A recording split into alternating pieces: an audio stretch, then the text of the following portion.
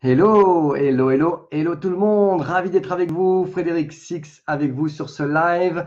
J'espère que vous allez bien et je suis très heureux d'être avec vous aujourd'hui pour parler d'un sujet qui est vraiment important. Et le sujet, c'est le suivant. Peut-on dupliquer l'attraction?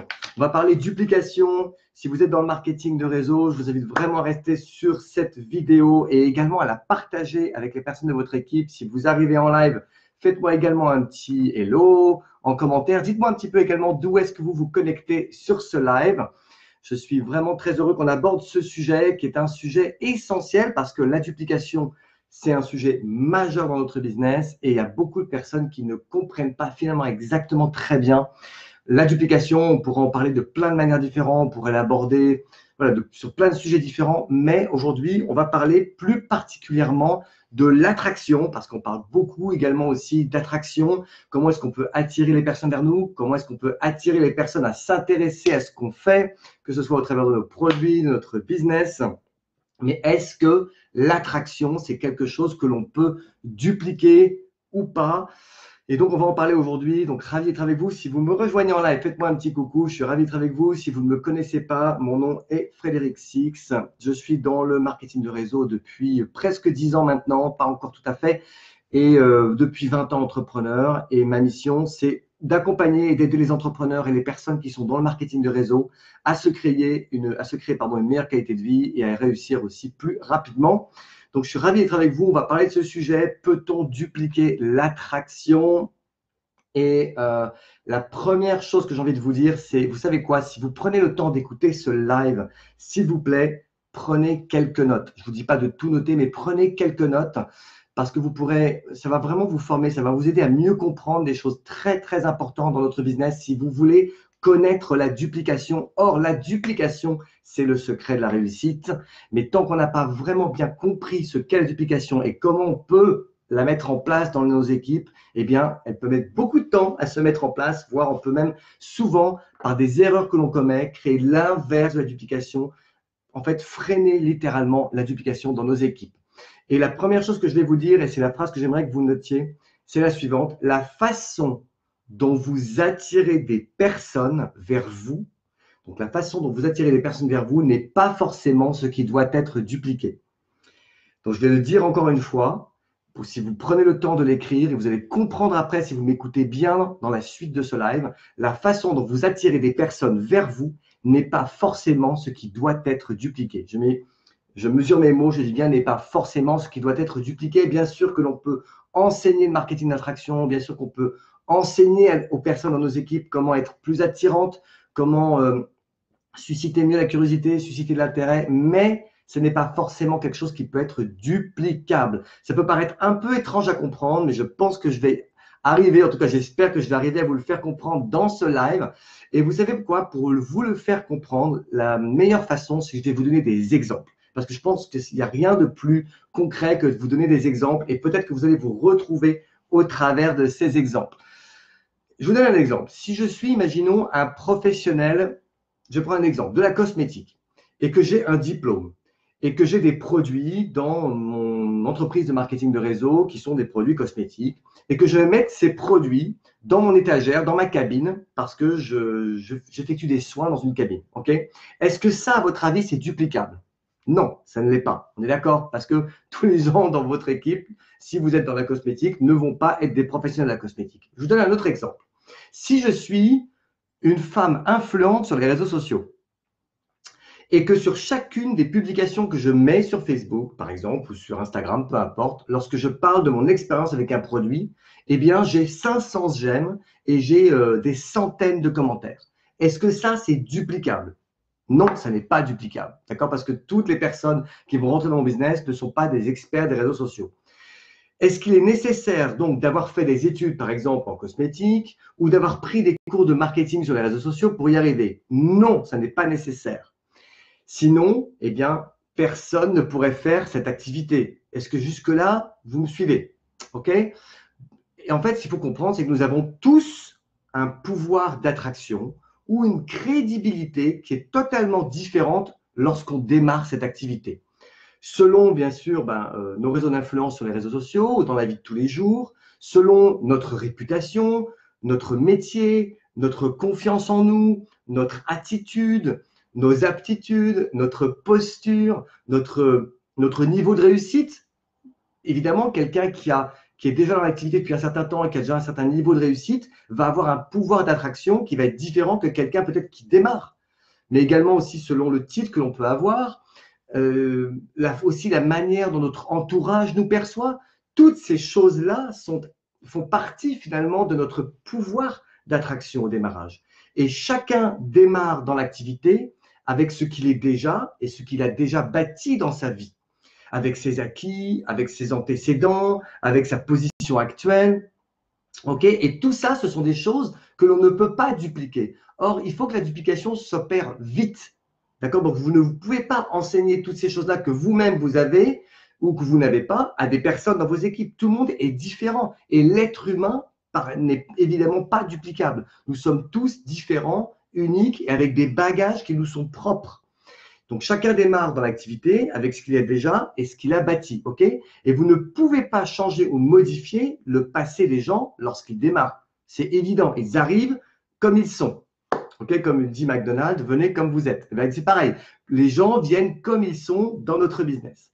Je vous donne un autre exemple encore. Si vous êtes par exemple un coach sportif, vous aurez évidemment beaucoup plus de crédibilité pour attirer à vous dans votre business d'autres coachs sportifs.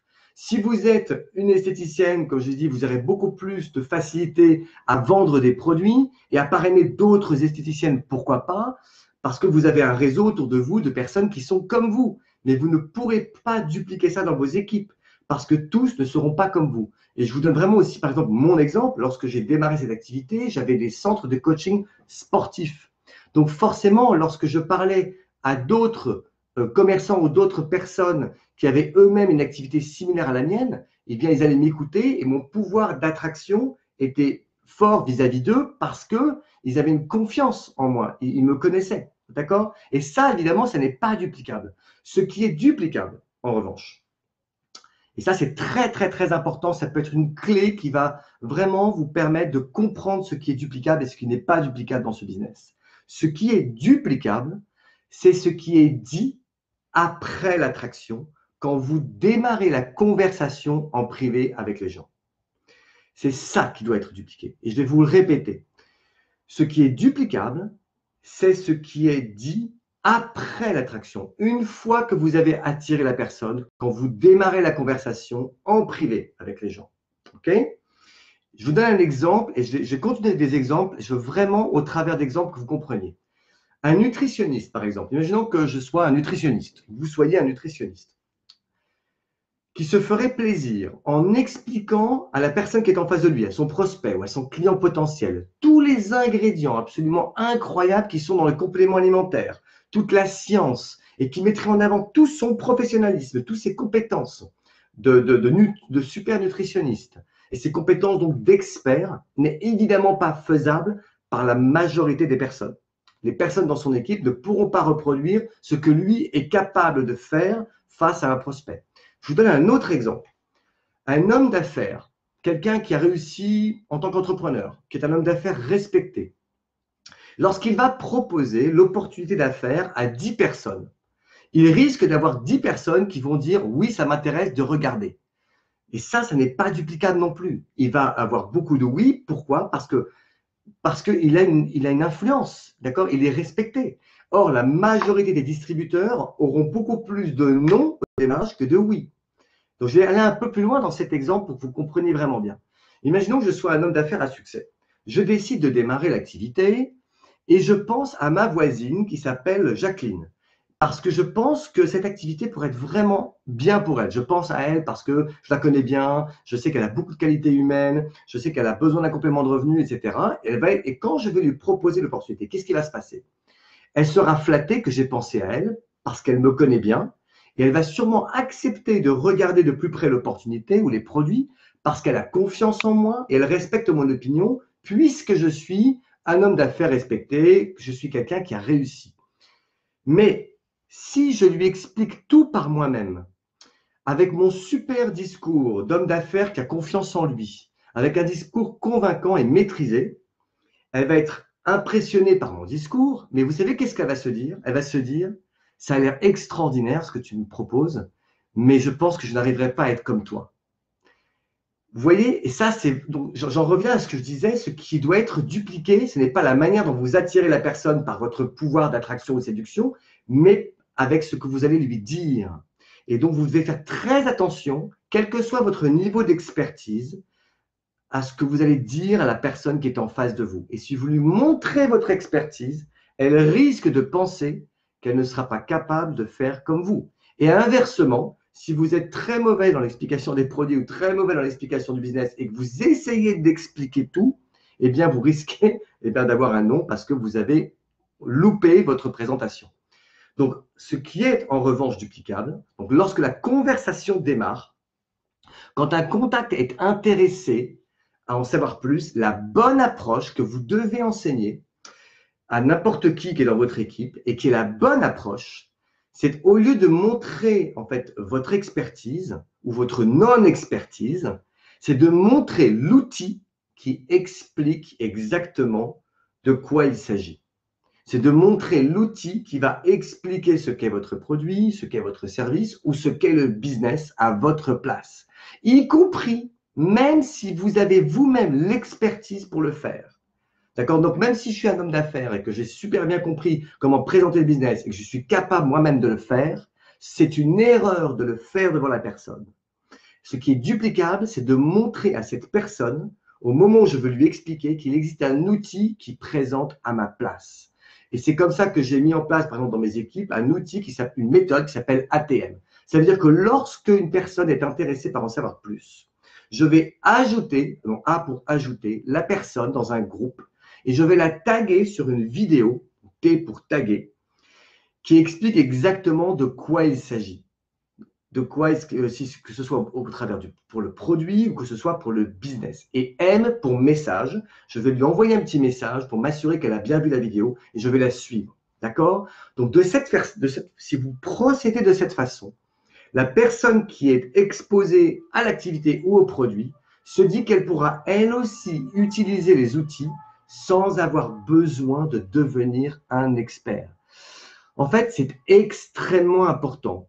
Et ça, je parle à tous ceux parmi vous, y compris peut-être certains parmi vous qui sont des leaders ou qui êtes déjà avancés dans l'activité, qui avaient des compétences dans le business. D'accord? Donc, c'est vraiment important pour ceux qui sont des experts ou qui sont peut-être même déjà des leaders dans la vie ou dans leur vie ou dans le business, de comprendre que si vous voulez que vos contacts se projettent dans l'activité pour parler des produits du business, vous ne devez pas montrer que vous êtes vous-même, en fait, la source de l'information.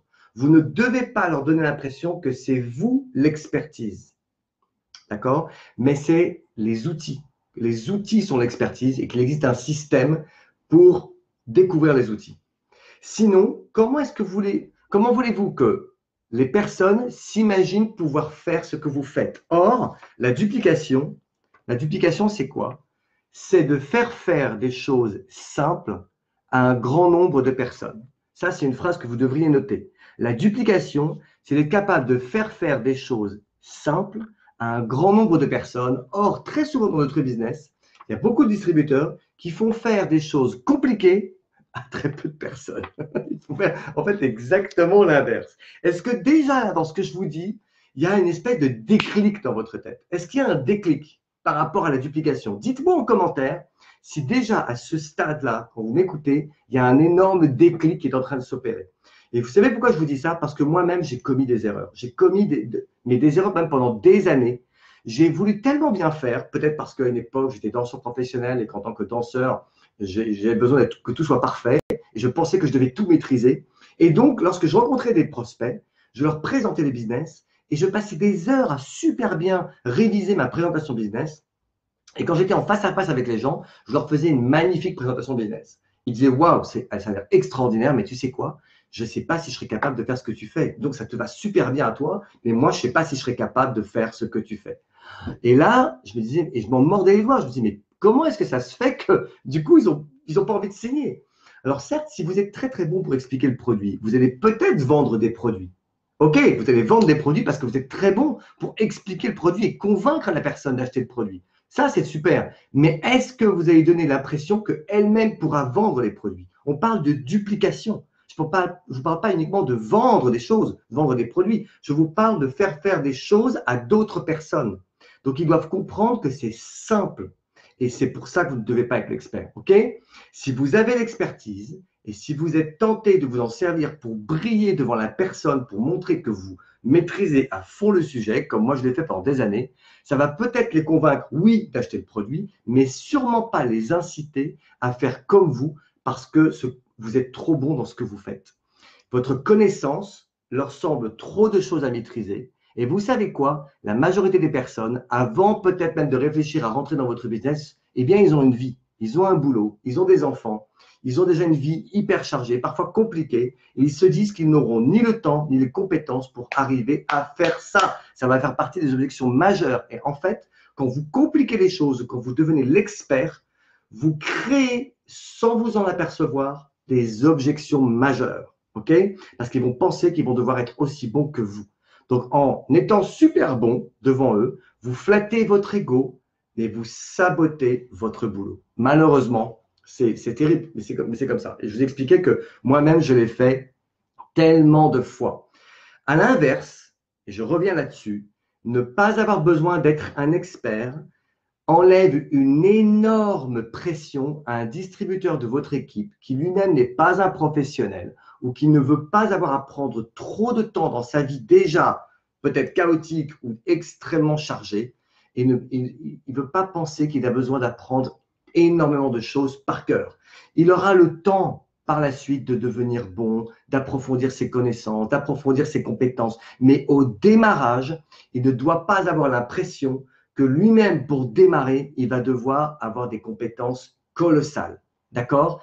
Et s'il voit que c'est simple et qu'il existe des outils pour présenter les produits et le business, il va se dire quoi? Cool, en fait, je n'ai pas besoin d'en savoir trop pour avoir du succès. Et surtout, je n'ai pas besoin d'en savoir trop pour bien démarrer cette activité. Et ils pourront même attirer à eux des gens qui sont même plus compétents que eux par rapport au produit ou par rapport au business. Ils pourront même attirer des pros parce qu'ils n'ont pas besoin d'être la source d'information. Combien de fois j'ai entendu des personnes dire mais comment on fait pour aborder des professionnels?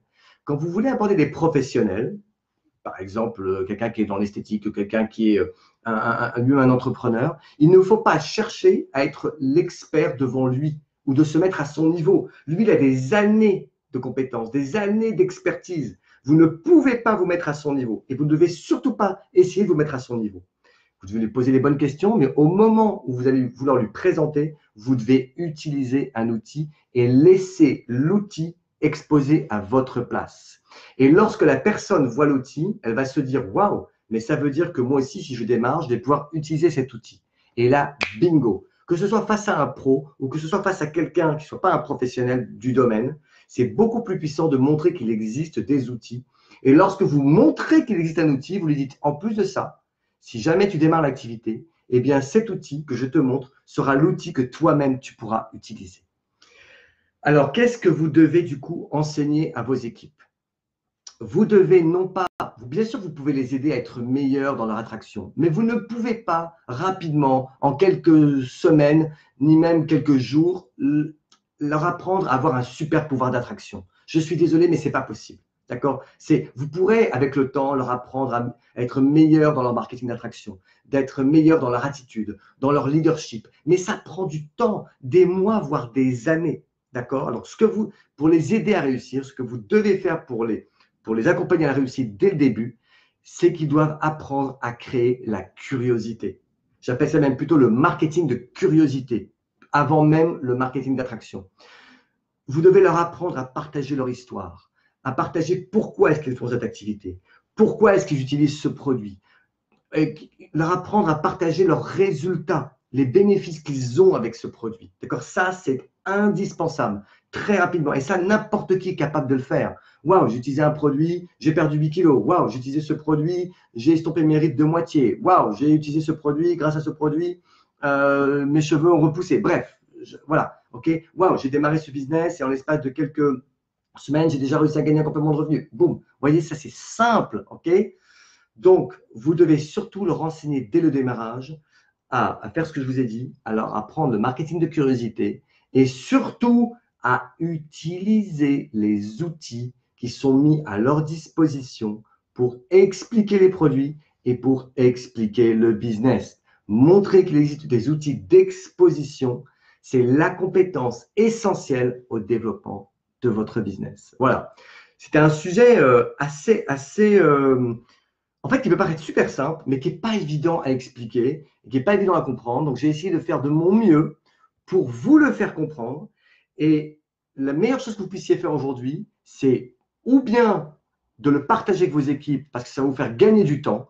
Utilisez cette vidéo comme un outil qui va vous permettre d'expliquer à votre équipe ce qu'est vraiment la duplication et comment opérer la duplication en faisant en sorte surtout de ne pas commettre des erreurs et en ne faisant pas croire à vos équipes qu'ils ont besoin de devenir des experts à la fois dans les produits et à la fois dans l'explication du business. Croyez-moi, c'est super important. D'accord? Donc ça, c'est… Et puis, si jamais vous voulez, ben, non seulement vous partagez ce live, mais en plus de ça, vous pouvez même le réécouter. Réécoutez-le encore une fois, voire 2 fois. Prenez des notes et intégrez tout ce que je viens de vous dire une bonne fois pour toutes. Parce que si vous l'intégrez vraiment, et voire même vous l'enseignez à votre tour dans vos équipes, vous allez vraiment vous en rappeler pour toujours et ça vous évitera de commettre des erreurs. Et à chaque fois que vous allez faire quelque chose pour vous ou pour vos équipes, posez-vous toujours cette question. Est-ce que je suis en train de faire des choses simples à mon équipe? D'accord? Est-ce que, parce que la duplication, c'est de faire des choses simples à un grand nombre de personnes. Et encore une fois, très souvent, on ne se rend pas compte, mais on fait faire des choses compliquées à peu de gens. Et donc, en plus elles sont compliquées, il y a peu de gens qui les font. Et donc, il y a peu de gens qui vont vraiment les mettre en place. Et encore une fois, le marketing d'attraction, c'est top.